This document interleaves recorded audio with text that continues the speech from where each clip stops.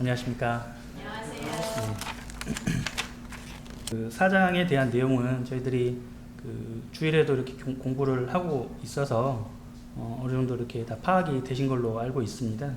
큰 줄거리는 이제 3장에서 있었던 그 성문 미문에 앉아 있었던 이 안진뱅이를 이제 그 베드로와 요한이 예수 그리스도 이름으로 고침을 행하게 되었죠. 그래서 기적을 이제 행하게 되었고, 그 사람과 기적을 이제 안진뱅이가 이제 고침을 받은 이 사람과 함께 성전으로 들어가게 되었습니다. 성전에 이제 들어가면은 우리가 그 이 솔로몬의 행각이라는 곳이 있고요. 미문에서 이제 가까운 곳이 솔로몬의 행각이라는 곳이죠. 그래서 이 솔로몬의 행각이라는 곳에서 그 이제 안진뱅이가 일어나는 이런 기적이 있었기 때문에 많은 사람들이 이제 놀라게 되었어요. 그 사람을 그 미문에 매일 앉아 있었어요. 이 사람이 40살이 넘은 사람이었거든요. 그래서 매일 그곳에 앉아 있었기 때문에 수십 년 동안 앉아 있었기 때문에 그 사람은 다 아는 거였죠. 그 사람이 고침을 받게 된 것을 이제 보게 되었으니까 사람들이 놀란 거예요. 이제 이 사람들이 이 베드로와 요한에 대해서 굉장히 이제 높여 경배하려고 막 이런 자세를 취했죠. 근데 이제 그것을 하나님께 영광을 돌리는 이런 모습을 하면서 그 주목시키면서 이제 복음을 전하게 되었습니다. 이때 복음은 그 예수 그리스도께서 부활하셨다라는 거죠. 그러니까 이때 당시 이제 예수님이 십자가 못 박히신 지가 얼마 되지 않은, 몇 달 되지 않은 그런 상황이었기 때문에 생생히 이들 그 뇌리 속에 그 기억이 있었던 것이었죠. 그래서 그 부활을 통해서 복음을 전하게 되었습니다. 근데 이제 4장에 넘어와서 그런 일이 있고 나서 이제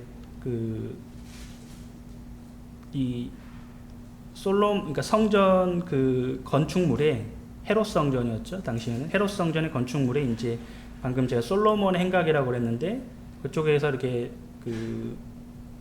돌아가면 바로 왕의 행각이 나옵니다. 그러니까 사각형인데 이 사각형 중에 첫 번째 바로 나오는 편이 솔로몬의 행각, 이제 다음 편이 이제 왕의 행각입니다. 이 왕의 행각에 이제 이스라엘의 어떤 권위 있는 자들, 권력자들이 이제 곳에 보통 모여 있었어요.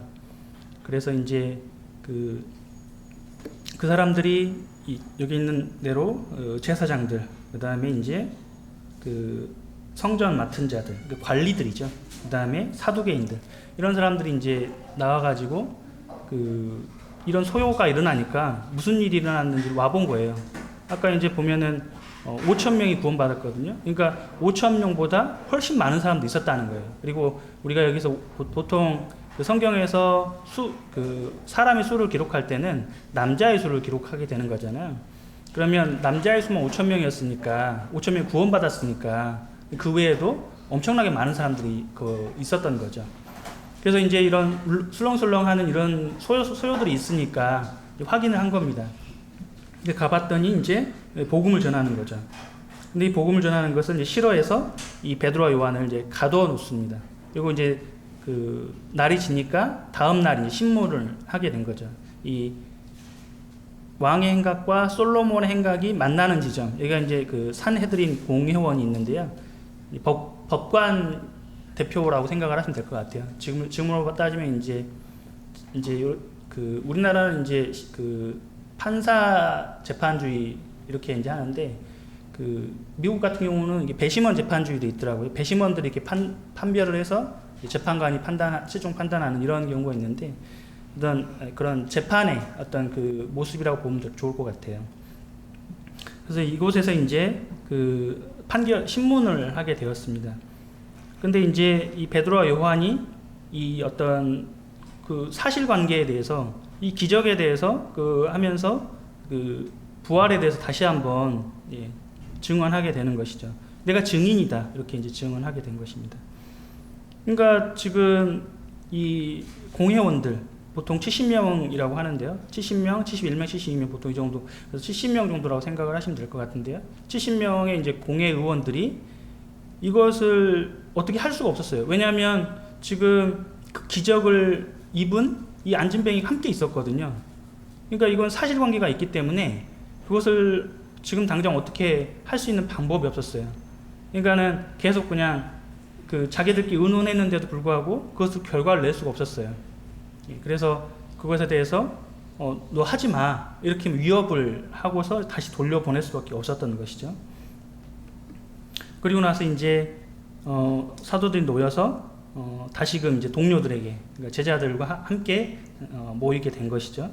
그리고 나서 이제 뭐를 했냐면 함께 기도하는 것입니다. 가장 중요한 것이죠. 한 마음으로 하나님께 소리를 높여 기도하는 것.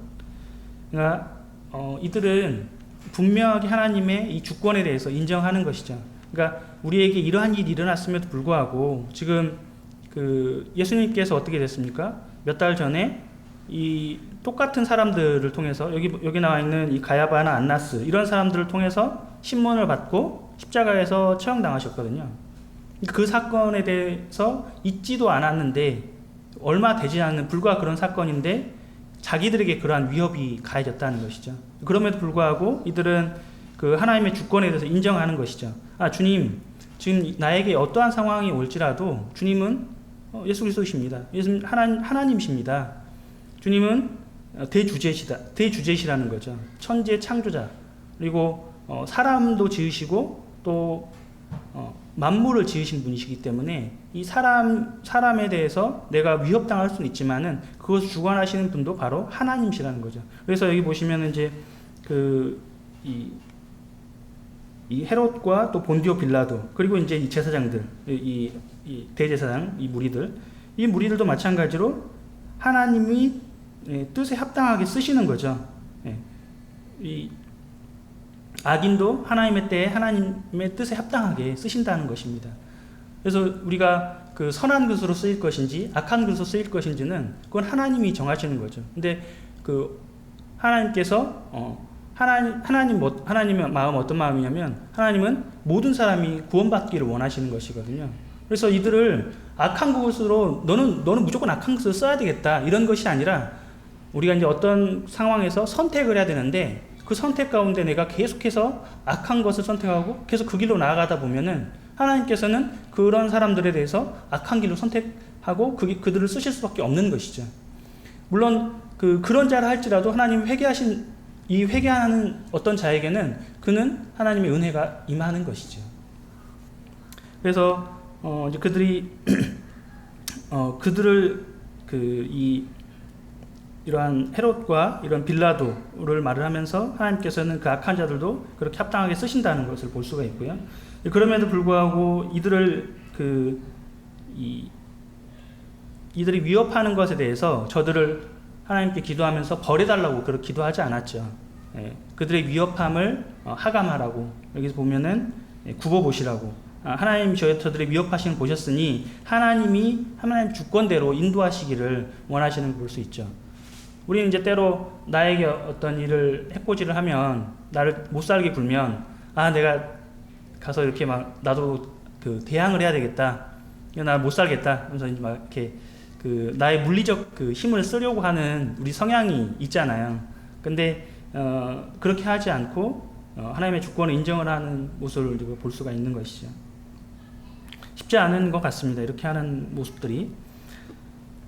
그리고 나서 또 하나님의 말씀을 전할 수 있도록 담대함을 주라고 또 말을 하고 있는 것이죠.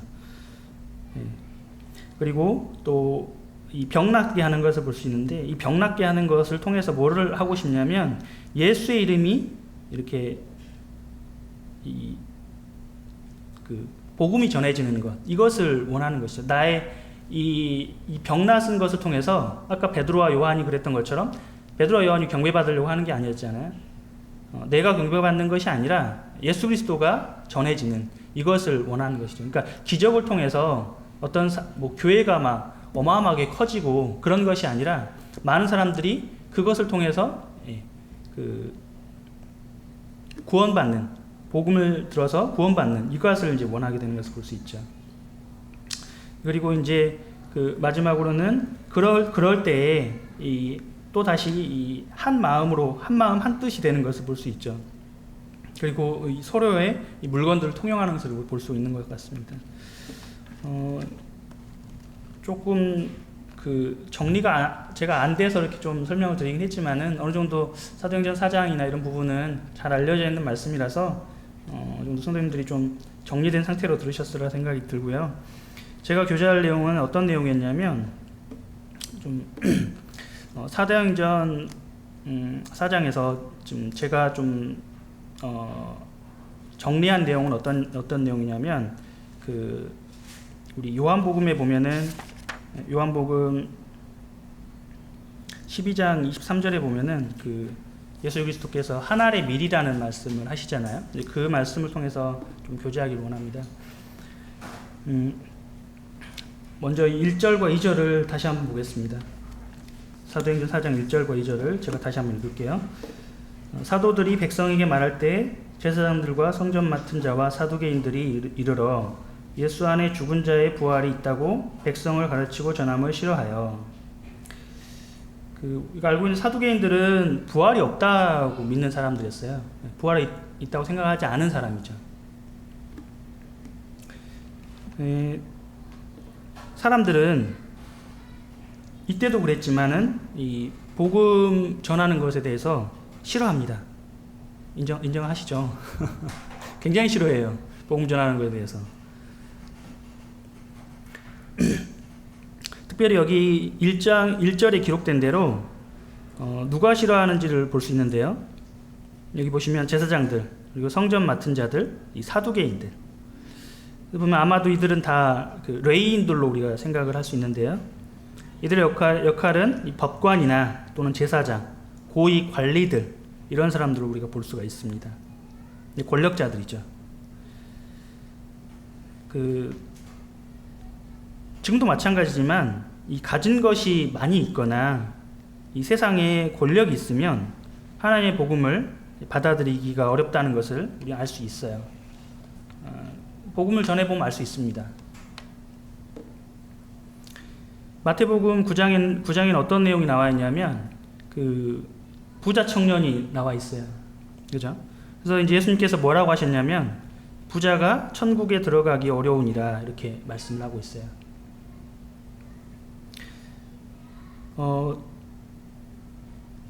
부자는 자기가 가진 것이 많기 때문에 자기의 돈으로 여러 가지를 할 수 있다고 생각을 많이 해요. 그리고 실제로 그런 일들이 세상에서 많이 이루어져요. 그러다 보니까는 이제 그 돈이 있으면, 권력이 있으면 내가 뭐든지 할 수 있을 거라 생각을 많이 합니다.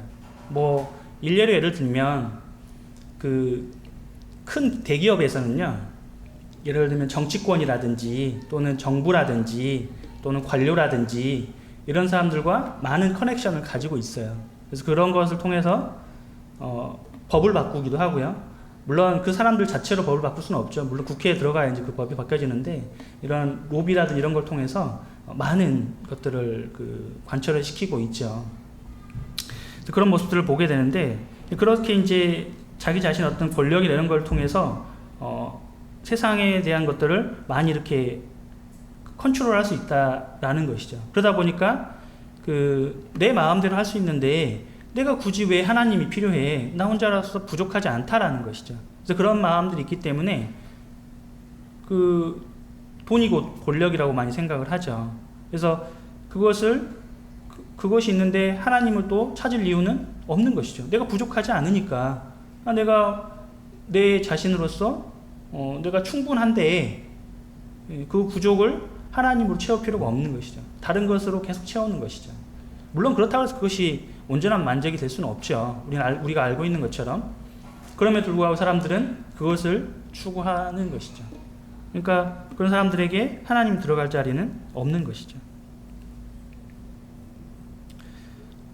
그래서 이제 이 제사장들, 이 사람들이 이제 이 복음을 전하는 이 베드로와 요한을 잡아서 이 산헤드린, 방금 말씀드린 이 산헤드린 공회에서 신문을 하게 되는 것이죠.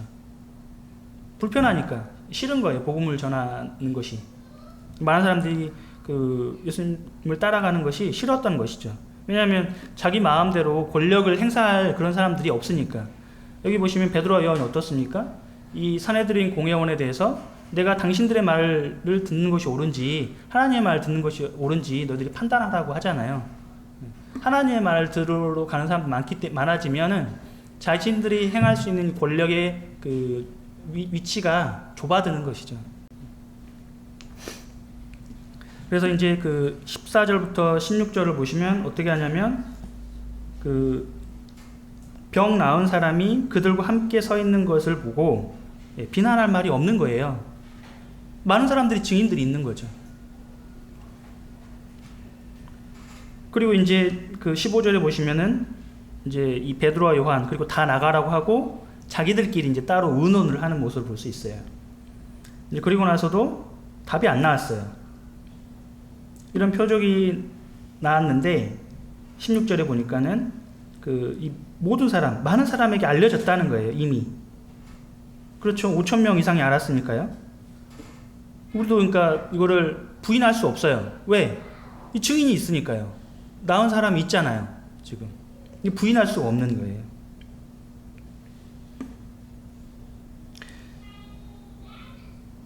그래서 21절에 보시면 어떻게 되어 있냐면 우리가 보고 들은 것을 말하지 아니할 수 없다. 그리고 21절에 보시면 관리들이 백성들 때문에 그들을 어떻게 처벌할지 방법을 찾지 못하고 다시 위협하여 놓아주었으니 이는 모든 사람이 그 된 일을 보고 하나님께 영광을 돌림이라 되어 있죠.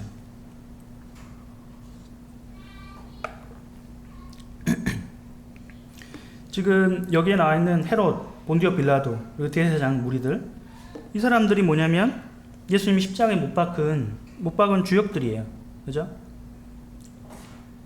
이 사람들이 그 소요 다툼을 일으킨 거예요. 백성들로 하여금 그 충동질 해가지고 이 빌라도가 예수님을 십자가에 내어주게 된 것이었죠. 그러나 지금 이 사장의 모습을 보시면 어떤 상황이냐면 이 상황이 좀 약간 역전된 상황이에요.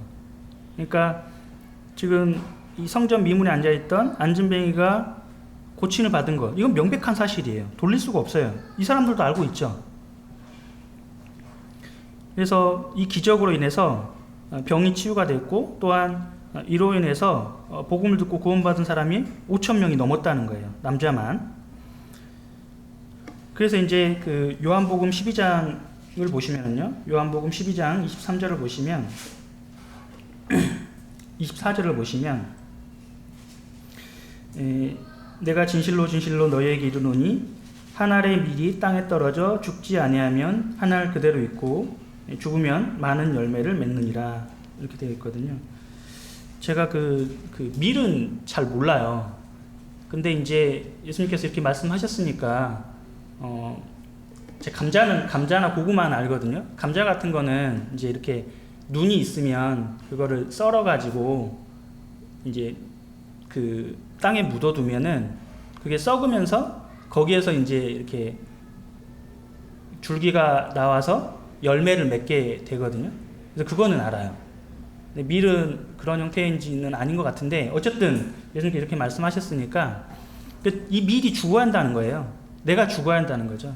주님이 죽어야지만 어떻게 한다고요? 많은 열매를 맺는다는 거죠.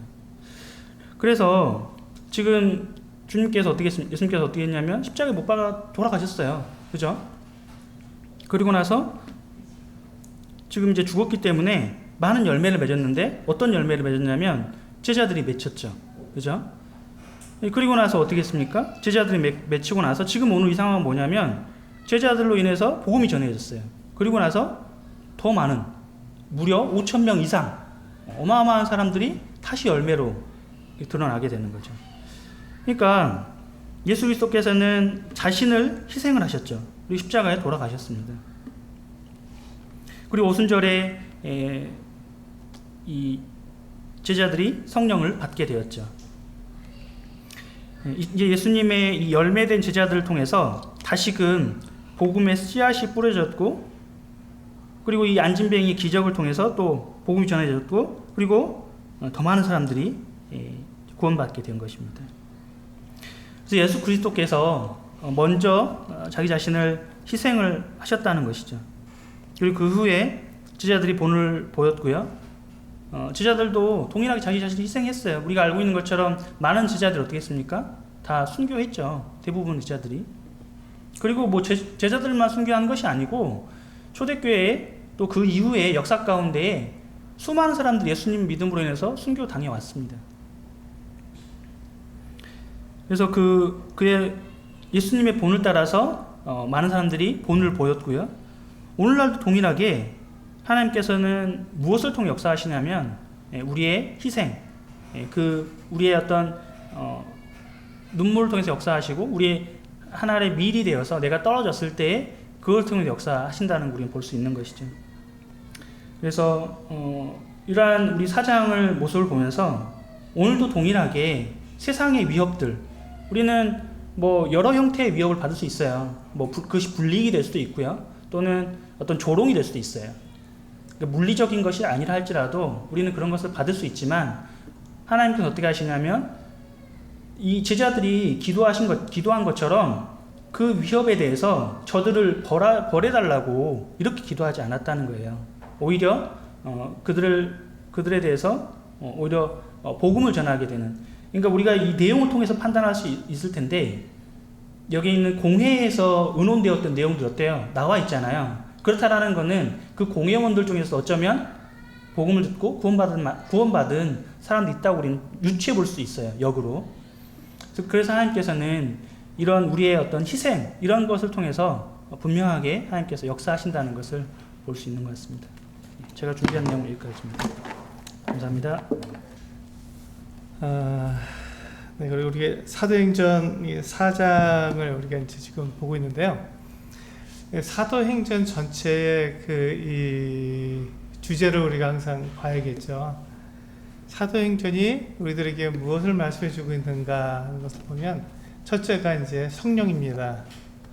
사도행전은 다른 말로 하면 성령행전이다라고 말씀을 하고 있죠. 그래서 성령께서 이 구약 성경 때 그리고 이 복음서까지만 해도 성령께서 이렇게 임하시지 않았습니다. 오순절에 주님께서 돌아가시고 한 50일 지난 오순절에 성령께서 오셨어요.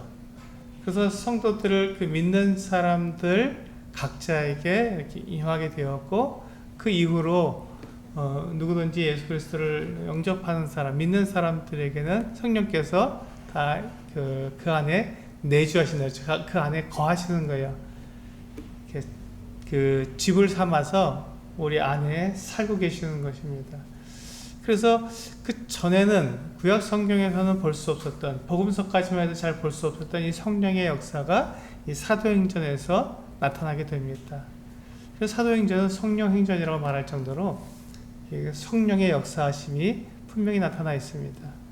두 번째, 사도행전은 교회의 시작과 교회의 발전을 말하고 있습니다. 그래서 사도행전의 주제는 성령과 교회입니다. 성령과 교회. 그래서 우리가 이제 계속해서 본 것처럼 교회가 과연 무엇인가? 초대교회라고 우리가 말하고, 초대교회로 돌아가자라고 말하고 있는데, 초대교회의 모습은 어떠했는가를 우리가 계속해서 보고 있습니다. 그다음 이 지금 사도행전 4장에 나타난 초대교회의 모습은 어떠한가 하는 것을 우리가 볼 수 있겠죠. 그래서 이 사도행전 4장에 나타난 성령께서 이 성도들을 어떻게, 믿는 사람들을 어떻게 인도하시는가 하는 것들을 볼 수 있겠죠. 그래서 우리가 이 사도행전 4장을 사도행전 4장에 나타난 이 교회의 특징 세 가지를 우리 나누어서 볼 수 있다고 생각이 됩니다. 사도행전 4장에는 교회의 특징이 세 가지로 나타나 있는데, 첫 번째는 1절부터 22절까지에 나타난 내용이죠. 우리 박수현 선생님께서 말씀해 주신 것처럼 이 믿는 사람들은 세상으로부터 박해를 받을 수밖에 없다는 것입니다. 이 세상뿐만 아니라 사탄에게서도 우리는 그 시험을 당하고 박해를 당하게 되죠. 그래서 우리가 예기치 않았던 일들을 만나게 되는 것입니다. 지금 여기서 보시면 지금 사도행전 4장 1절부터 22절까지 보면 지금 이 사도들, 예수님의 제자들인 이 지금 베드로와 요한이 착한 일을 했잖아요. 착한 일을 했습니다. 그 나면서부터 걷지 못했던, 못 걷는 사람을 그 그들이 그냥 예수 그리스도의 이름으로 일어나 걸으라 해서 그를 걷게 해 주었습니다. 굉장히 착한 일을 했는데, 그런데 이 사람들을 어떻게 했냐면 지금 감옥에 가두었다가 지금 이렇게 그들을 지금 공회에서 지금 이렇게 신문을 하고 있잖아요. 지금 이 사도들은 자기들이 한 착한 일 때문에 지금 이같이 고난을 당하고 있는 것이죠. 위협을 당하고 있습니다. 너희들 더 이상 그 예수의 이름으로 가르치지도 말고 전하지도 말라고 하는 이 어떤 위협을 당했습니다. 그렇게 하지 않으면 너희들 옥에 가두고 너희들을 해칠 것이다, 이런 위협을 당하고 있는 것이죠. 지금 이 사도들이 잘못한 일이 있나요? 잘못한 일이 없습니다. 그때 이렇게 부당한 고난을 당한 것입니다. 그래서 이 교회는, 성도들은, 하나님을 믿는 사람들은 이와 같이 부당한 고난을 당할 수밖에 없다는 것이죠. 우리 여기 손을 넣으시고 베드로 전서 2장을 보시면, 네,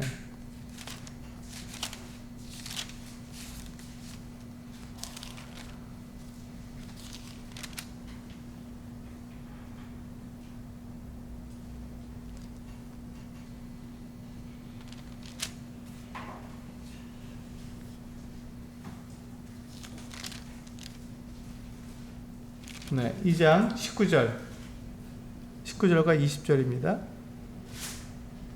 베드로전서 2장 19절과 20절. 네, 우리 같이 한번 읽어보실까요? 네. 베드로전서 2장 19절과 20절. 시작. 부당하게 고난을 받아도 하나님을 생각함으로 슬픔을 참으면 이는 아름다우나 죄가 있어 매를 맞고 참으면 무슨 칭찬이 있으리요. 그러나 선을 행함으로 고난을 받고 참으면 이는 하나님 앞에 아름다우니라. 그렇습니다. 지금 이 베드로와 요한이 그들이 착한 일을 했습니다. 그럼에도 불구하고 그들은 고난을 당한 것이죠. 그때 이것이 바로 우리 그리스도인들의 선한 간증이라고 지금 이 베드로는 이야기하고 있는 것입니다. 부당하게 고난을 받는 것이죠. 부당한 고난을 받는 것. 우리가 이게 부당한 고난을 받을 때 우리는 도대체 하나님께서 왜 그러십니까? 왜 지금 내가 이렇게 하나님을 잘 섬기고 있고 또 하나님을 위해서 복음도 전하고 있고 잘하고 있는데 왜 나를 이렇게 어려움을 겪게 하십니까? 라고 하나님을 원망할 수도 있어요. 근데 그렇게 했을 때 지금 그렇게 하기보다는 19절에서 말씀하고 있는 것처럼 부당하게 고난을 받아도 누구를 생각하라고요? 하나님을 생각하라고요. 하나님을 생각함으로 슬픔을 참으면, 고난당하는 건 기쁘지 않습니다. 어려워요. 슬프고요. 괴롭습니다. 억울합니다. 근데 그것을 참으면 이는 아름답다고 말씀하고 있습니다.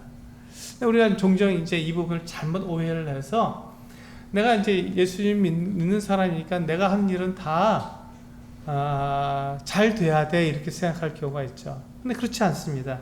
여기서 보시면 20절에서 보시면 죄가 있어 매를 맞고 참으면 무슨 칭찬이 있어요? 이게 당연하다는 거죠. 우리가 잘못하거나 우리가 실수하거나 우리가 죄를 지으면 거기에 대해 당연히 벌을 받게 된다는 것이죠. 이게 이제 꼭 하나님을 향한 걸 말하는 게 아니라 지금 세상에서 만약에 우리가 법을 어기게 되면 교통법규만 어겨도 우리는 벌금을 내야 됩니다. 이 벌금 내는 게 아깝죠. 그럼에도 불구하고 이렇게 죄가 있어 매를 맞고 우리가 벌금을 내거나 또 이렇게 그런 감옥을 갇힌다거나 이런 일을 있으면 이것은 뭐 무슨 칭찬이 있으랴. 그렇지만 그러니까 우리가 그리스도인이라 할지라도 우리가 잘못하면 거기에 대해서 우리 당연히 벌을 받게 되어 있다는 것입니다. 하지만 우리가 그리스도인의 간증은 어떤 것이냐면 이 부당하게 고난을 받는 것이죠.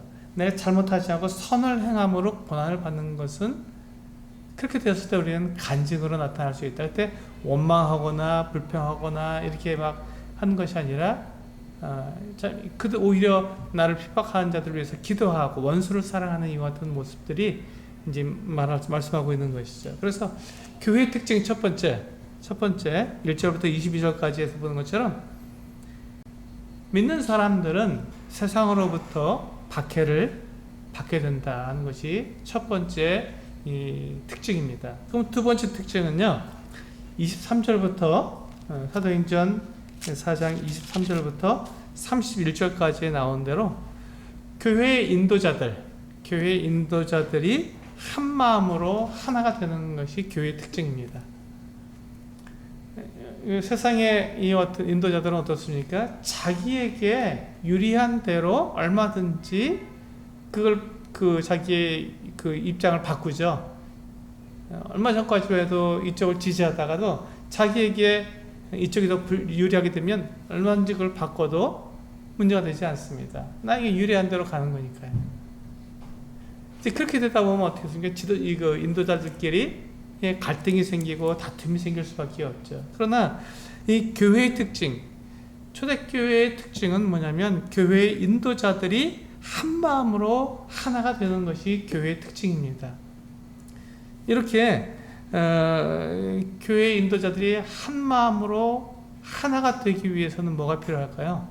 성령님의 인도하심이 필요합니다. 우리 한번 그 마가복음 9장 말씀 한번 보실까요? 마가복음 9장에 보시면 이 제자들이 어떠한 사람이었는지 분명히 알 수 있습니다. 네. 마가복음 9장을 보시면요, 마가복음 9장 30절에서 34절에 있는 말씀을 또 같이 한번 읽어볼까요? 네, 같이 읽겠습니다. 마가복음 9장 30절에서 34절까지 네, 같이 읽겠습니다. 시작. 그곳을 떠나 갈릴리 가운데로 지날새 예수께서 아무에게도 알리고자 아니하시니 이는 제자들을 가르치시며 또 인자가 사람들의 손에 넘겨져 죽임을 당하고 죽은 지 3일 만에 살아나리라는 것을 말씀하셨기 때문이더라. 그러나 제자들은 이 말씀을 깨닫지 못하고 묻기도 두려워하더라. 가버나움에 이르러 집에 계실 때 제자들에게 물으시되 너희가 길에서 서로 토론한 것이 무엇이냐 하시되 그들이 잠잠하니 이는 길에서 서로 누가 크냐 하고 쟁론하였음이라. 그렇습니다. 여기서 보시면 예수님께서 제자들에게 지금 예수님은 지금 예루살렘에 올라가서 백성들의 장로들에게 붙잡혀서 죽임을 당하게 될 것이고 사흘마다 부활할 것이다. 예수님의 이 죽으심에 대해서 지금 말씀하셨어요. 근데 그 가르침을 받은 제자들이 길에서 무엇을 갖고 얘기했다고요? 무엇을 갖고 쟁론했다고요? 다투었다고요? 예, 누가 더 크냐 갖고 쟁론을 한 것입니다. 그들은 예수님께서 이제 곧 죽으신다고 하는데도 거기에 관심이 없었어요. 그것이 무슨 뜻인지 이해도 못했고 어떻게 하면 내가 더 큰 사람이 되느냐, 내가 더 강한 사람이 되느냐, 높은 사람이 되느냐에 관심이 있었던 것입니다. 이 제자들이 이런 사람들이었어요. 그리고 불과 얼마 안 지나서 지금 놀랍게도요, 이들이 한 마음이 되어서 하나가 되어서 그들이 지금 당하는 이 그 박해, 이 고난에 대해서도 한 마음으로 하나님께 기도할 수 있었던 것이죠. 왜 그렇게 됐다고요? 성령께서 그들과 함께 하셨기 때문에 그렇습니다. 우리 에베소서 4장을 보시면 그 말씀이 나옵니다. 에베소서 4장을 보시면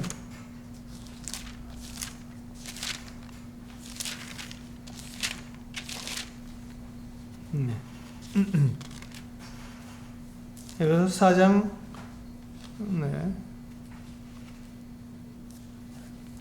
네, 1절에서 3절을 읽어보시면 이와 같이 말씀하고 있습니다. 제가 읽겠습니다.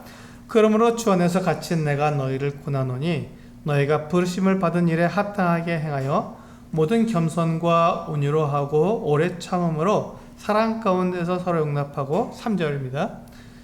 평안에 매는 줄로 성령이 하나 되게 하신 것을 힘써 지키라. 여기 보시면 하나가 되게 하는 일은 누구의 일이라고요? 성령의 일입니다. 지금 그 예수님의 제자들이 예수님의 그 죽으심에 대한 가르침을 받으면서도 서로 누가 크냐고 서로 이렇게 주장하던, 내가 더 크다, 내가 더 높다, 내가 더 많은 일을 했으니까 내가 예수님의 오른편에 앉아야 된다, 내가 왼편에 앉아야 된다, 이렇게 그것을 서로 쟁론했습니다. 서로 다툰 거예요. 따지고 서로 막 이렇게 좋게 말한 것이 아니라 거의 다투다시피 했던 것이죠. 그랬던 사람들인데 지금 이 어떤 그 부당한 고난을 받고 그들의 옥에 갇히고 위협함을 받았음에도 불구하고 그 이야기를 들었을 때 이 제자들이 한 마음이 되어서 하나님께 함께 기도했던 것입니다. 왜 그렇게 됐다고요? 성령께서 그들과 함께하고 계셨기 때문에 그렇습니다. 성령께서 함께 하셨기 때문에. 이게 두 번째 교회의 특징입니다. 세 번째 교회의 특징은 무엇입니까? 그것은 사도행전 4장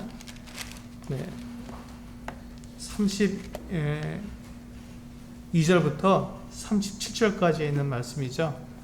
거기에 보면은 이 성도들이 한 마음과 한 뜻으로 서로 재산을 나누었다고 되어 있습니다. 이게 교회의 특징입니다.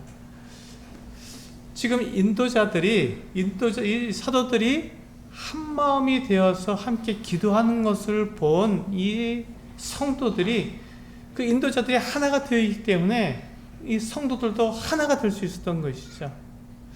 인도자들이 하나가 되어서 함께 기도했기 때문에 그 성도들도 한 마음과 한 뜻이 되어서 어떻게 했다고요?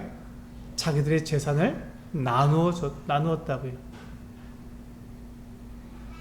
한번 생각해 보세요. 지금 내 재산을 가지고 다른 사람에게 나눠준다는 거 상상하기 어렵지 않습니까? 근데 이게 교회의 특징이었어요. 이게 교회의 특징이었다. 그래서 성경에 보시면 그 중에 이 믿는 사람들 가운데서 가난한 사람이 하나도 없었다고 말씀하고 있습니다. 왜 그렇습니까? 지금 이렇게 재산이 있는 사람들은 그 재산을 팔아서 사도들에게 주었고, 사도들은 그 재산을 받아서, 그 돈을 받아서 가난한 사람들에게 나눠주었기 때문에 당연히 가난한 사람들이 없었던 것이죠. 근데 이것이 바로 교회의 세 번째 특징입니다. 사실 이 재산을 나눈다는 것은 우리 생명을 나누는 것과 같아요. 왜냐하면 우리가 갖고 있는 재산은 내 생명값이지 않습니까? 내가 정말 내 시간과 내 힘과 능력과 모든 걸 동원해서 그 재물을 내가 벌어들였기 때문에 내가 벌어들인 그 재물을 나눈다는 것은 생명을 나누는 것과 같은 거예요. 내 목숨을 나누는 것과 같습니다. 그런데 지금 이 성도들이 그렇게 자기들의 재산을 아낌없이 나눠줄 수 있었던 것이 무엇이죠? 이것이 바로 교회가 바로 하나님의 가족이라는 것을 내 가족이니까요. 내 가족이니까 그것을 아까워하지 않고 나눠줄 수 있었던 것입니다. 그들은 말로만 내 형제요 자매라고 말한 것이 아니라 실제적으로 정말 내 가족이라고 그들은 여겼고 그 가족을 위해서 자기의 재산을 내놓았던 것이죠. 근데 그것을 누가 먼저 했습니까? 여기 보시면 바나바라는 사람이 그 일을 했다고 되어 있습니다. 이 바나바는 나중에 보시면 사도 바울과 함께 교회의 그 이방인 전도의 핵심을 이루었던 그와 같은 분입니다. 대단한 분이죠. 근데 그분이 그냥 이 바나바가 그냥 말로만 이렇게 서로 사랑하지 않은 것이 아니라 자기가 먼저 자기에게 있는 밭을 팔아서 사도들의 발 앞에 드렸던 것이죠. 그렇습니다. 이게 형제 사랑은 그냥 말로만 되는 것이 아니라 이렇게 분명하게 그것을 행함으로 나타나는 것이죠. 행동으로 나타나는 것입니다. 우리 고린도후서 8장과 9장에 보시면 이 내용이 잘 나와 있습니다. 이 교회는 지금 이 모습이 한 번만 이런 모습이 나타나는 게 아니라 교회의 표징입니다. 이것이 특징이죠. 고린도후서 8장에 보시면 9절에 보시면 고린도후서 8장 9절 같이 읽어보실까요? 9절 시작. 우리 주 예수 그리스도의 은혜를 너희가 알거니와 부요하신 이로써 너희를 위하여 가난하게 되심은 그의 가난함으로 말미암아 너희를 부요하게 하려 하심이라. 여기 보시면 예수님께서 얼마나 부요하신 분이십니까? 예수님은 하나님이시기 때문에 이 온 천하 만물을 다 지으신 분이시기 때문에 예수님은 가장 부유하신 분이십니다. 모든 것이 다 예수님의 소유고 우리도 예수님의 소유이기 때문에 자신도 예수님의 소유이기 때문에 예수님은 가장 부유하신 분이십니다. 그런데 그 부유하신 분이 어떻게 했다고요? 가난하게 되셨습니다. 예수님은 인자는 머리 둘 곳도 없다. 여우도 굴이 있고 공중에 나는 새도 겉들 곳이 있지만 인자는 머리 둘 곳이 없다고 하시면서 정말 예수님은 아무것도 이 땅에 가지신 것이 없었습니다. 예수님께 십자가 달리셨을 때 어떻게 됐죠? 겉옷도 군인들이 가져가 버렸고 속옷도 군인들이 제비를 뽑았습니다. 예수님은 돌아가실 때 십자가에서 돌아가실 때에도 아무것도 남기지 못하셨어요. 다 가져가 버리고 예수님은 아무것도 가지지 못하셨습니다. 속옷까지도 다 다 이렇게 빼앗기신 것이죠. 예수님은 자기 것이 하나도 없으셨습니다. 가장 가난하게 되셨어요. 그리고 예수님은 십자가에 죽으실 때 죄인처럼 죽으셨잖아요. 죄인의 자리에서 죽으셨잖아요. 가장 거룩하신 그 하나님께서 가장 극악무도한 죄인의 자리에서 예수님은 죽임을 당하셨다고요. 근데 그것이 왜 그렇게 하셨다고요? 9절에서 보면 나타나죠. 우리 주 예수 그리스도의 은혜를 너희가 알거니와 부요하신 이로써 너희를 위하여 가난하게 되심은 그의 가난함으로 말미암아 너희를 부요하게 하려 하심이라. 우리를 의롭게 하시고 우리에게 영원한 생명을 주시고 하나님 앞에서 우리에게 예수 그리스도가 하나님께로부터 받을 그 같은 유산을 우리들도 함께 누릴 수 있게 하기 위해서 우리를 부여하게 하기 위해서 예수님께서 이렇게 가난하게 되셨고 죽으셨던 것이죠. 또 우리 13절부터 한번 보실까요? 13절부터 15절까지 제가 읽겠습니다. 8장. 이는 다른 사람들은 평안하게 하고 너희는 곤고하게 하려는 것이 아니요 균등하게 하려 함이니 이제 너희의 넉넉한 것으로 그들의 부족한 것을 보충함은 후에 그들의 넉넉한 것으로 너희의 부족한 것을 보충하여 균등하게 하려 함이라. 기록된 것 같이 많이 거둔 자도 남지 아니하였고 적게 거둔 자도 모자라지 아니하였느니라. 예. 그러니까 누구는 가난하게 만들고 누구는 부유하게 만들려고 하는 것이 아니라 다 비슷비슷하게 만들려는 것이죠. 가난한 사람도 없고 부유한 사람도 없이 그냥 다 비슷하게 하려고 이렇게 한다고 바울은 지금 이렇게 연보를 내라는 것입니다. 지금 예루살렘에 있는 예루살렘 교회 성도들이 굉장히 어려움을, 재정적으로 큰 어려움을 겪고 있기 때문에 지금 이 마게도냐 지역과 이 이방인들 교회에서 이 예루살렘 교회 성도들을 위해서 연보를 하는 거예요. 연보가 무엇입니까? 예, 이렇게 구제 헌금을 내는 것입니다. 그들을 돕기 위해서 자기들이 작정한 대로 돈을 낸 거예요. 근데 지금 이 마게도냐 지역, 특히 이 고린도 지역에 있는 이 지역은 가난했습니다. 성도들도 가난한데도 그들이 가난한 가운데에서도 과하게 연보를 하게 되었고 그 연보를 가져다가 예루살렘 교회 성도들에게 교회에 줌으로써 예루살렘 교회 성도들과 그 이방인과 유대인들이 하나라는 것을, 교회가 하나라는 것을 나타내는 어떤 귀한 일이 되었죠. 우리 9장으로 넘어가셔서 9장도 그렇게 말씀하고 있습니다. 9장 7절부터 보시면요. 각각 그 마음에 정한 대로 할 것이요 인색함으로나 억지로 하지 말지니 하나님은 즐겨내는 자를 사랑하시느니라. 하나님이 능히 모든 은혜를 너희에게 넘치게 하시나니 이는 너희로 모든 일에 항상 모든 것이 넉넉하여 모든 착한 일을 넘치게 하게 하려 하심이라. 기록된 바 그가 흩어 가난한 자들에게 주었으니 그의 의가 영원토록 있느니라 함과 같으니라. 심는 자에게 씨와 먹을 양식을 주시니가 너희 심을 것을 주사 풍성하게 하시고 너희 의의 열매를 더하게 하시리니 너희가 모든 일에 넉넉하여 너그럽게 연보를 함은 그들이 우리로 말미암아 하나님께 감사하게 하는 것이라. 예, 바로 이런 일들입니다. 너무 놀랍죠. 근데 지금 이 일은 지금 우리가 아까 본 사도행전 4장이 있었던 이 그 사건 이후에 한참 지나서 그 지금 있는 일입니다. 근데 초대교회는 이렇게 성도들이 그들의 재산을 다른 가난한 성도들에서 나눠준 일들이 교회의 특징이었다는 것이죠. 이런 것들을 보면서 우리가 말로만 사랑하는 것이 아니고 행함으로 사랑하고, 또한 우리가 말로만 형제 자매가 아니라 정말 우리가 하나님의 가족으로서 이와 같이 서로를 대하는 것이 아름답고 합당하다는 것을 우리는 알 수가 있는 것입니다. 그래서 우리는 이 사도행전 4장에서 교회의 특징 3가지를 볼 수가 있습니다. 첫 번째, 교회는 믿는 사람들은 믿지 않는 세상으로부터 박해를 언제든지 받고 있다는 거예요. 지금 초대교회 때부터 지금까지도 믿는 사람들은 이 세상과 사탄으로부터 그 박해를 받을 수밖에 없다는 것입니다. 믿는 것 때문에, 다른 것 때문에, 믿는 것 때문에 우리가 어려움을 당하고 손해를 볼 수 있다는 것이죠. 두 번째 특징이 무엇입니까?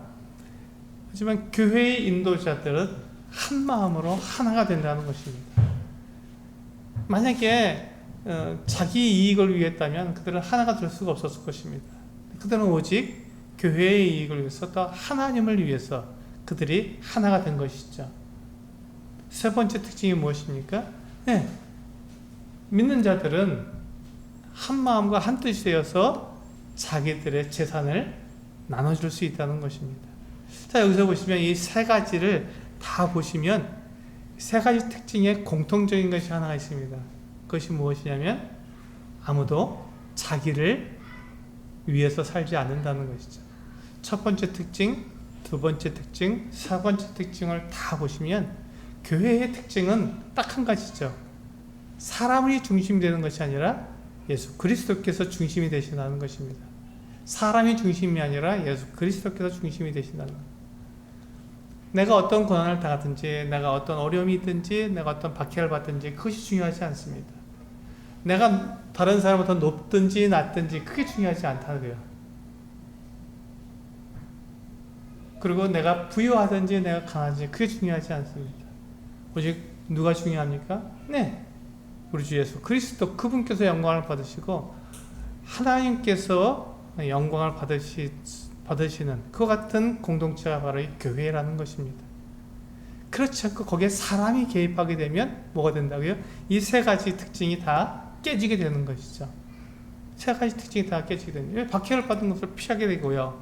그 다음에 인도자들이 하나가 될 수 없지 않습니까? 내가 더 좋은 위치, 내가 더 유리한 위치에 있어야 되기 때문에 하나가 될 수 없습니다. 그럼 내가 더 다른 성도들보다 더 나아야 되는데 하면서 다른 성도들과 한 마음이 될 수가 없죠. 때문에 사람이 개입되는 그 순간, 사람이 중심이 되는 그 순간 교회는 그 특징을 잃어버리게 되고, 교회의 온전한 특징은 예수 그리스도께서 중심이 되시는 것입니다. 이 4장을 보시면 바로 그와 같은 성령께서 이 교회의 모든 지체들에게 예수 그리스도를 중심으로 이렇게 보이고, 예수 그리스도를 중심으로 그들이 생각하고 결정할 수 있도록 그렇게 도와주신 것을 우리는 알 수 있습니다. 이것이 바로 교회의 특징이고, 우리가 사도행전 4장에서 볼 수 있는 교회의 특징입니다. 이게 바로 그 초대교회의 특징입니다. 그렇다면 우리는 어떠한 모습을 가져야 성경적인 교회가 이루어집니까? 바로 이 모습을 우리가 이루어야 됩니다. 우리 가운데 사람이 중심이 되는 것이 아니라 하나님이 중심이 되고 예수 그리스도께서 우리의 중심이 되시고 그분을 향해서 우리가 모여야 되는 것이죠. 그럴 때 우리는 교회의 온전한 모습을 이룰 수 있을 거라고 말씀을 드리겠습니다. 기도하시고 마치도록 하겠습니다.